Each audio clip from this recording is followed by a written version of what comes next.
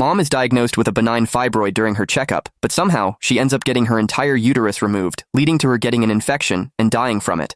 With the surgical records in hand, I decide to sue the doctor for malpractice, but my wife, Anastasia Ziegler, who's also the director of the hospital, personally steps in to vouch for him. Enraged, I question her why. However, Anastasia just shoves me away coldly. Your mom was already that old. What use did she have for her uterus? Louis's future is more important.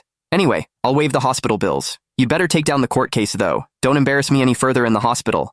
As I gaze at Mom's cold corpse, I can't help but chuckle. It turns out that Anastasia has no idea that her beloved side piece has killed off her actual mom, who had stayed widowed for many years. I had just finished handling my mother-in-law Margot Sinclair's death paperwork when Anastasia Ziegler arrived at the hospital morgue with Louis Foster. Louis looked at the row of morgue drawers and frowned.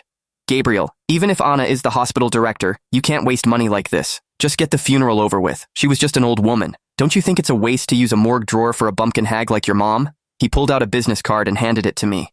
This is a crematorium on the outskirts of the city that specializes in unclaimed bodies. It's cheap, and they can get the cremation done in a single day. I clenched my fists in anger. Anastasia stepped in front of him, shielding him with an unapologetic expression. He's just trying to save us money. Your mom's already dead. She won't know it, no matter how much you spend. What's the point of all this formal nonsense? You're just obsessed with keeping up with the appearance and making your life harder. I stared at her in disbelief.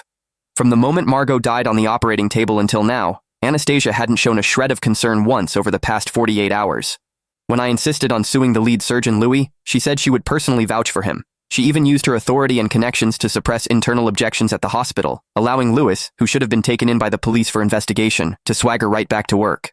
I had thought Anastasia was out of her mind, that Louis must have fed her some kind of lies and turned right and wrong upside down, but I never expected the truth to be this. She simply thought the one who died was my mom, not hers.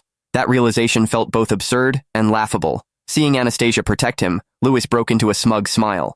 You should hurry up and contact that crematorium. Keeping a body here costs several $1,000s a day. Your mom loved taking advantage of small bargains when she was alive. Now that she's dead, don't follow her example. A thick look of disgust surfaced on Anastasia's face. Like mother, like son. With your mom's petty, nosy personality, dying on the operating table was just karma. My whole body trembled. My mom never offended you. Don't you dare insult her. She couldn't be bothered to deal with me. Instead, she turned straight to the morgue attendant. We're taking this body. You don't need to worry about it anymore. The attendant looked at me, clearly conflicted. Louis pointed at the garbage truck downstairs.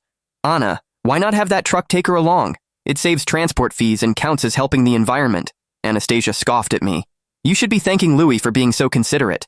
With that, she called the people over and had them forcibly move Margot's body. I tried to stop them, but the security guards Anastasia had summoned pinned me. Margot had lived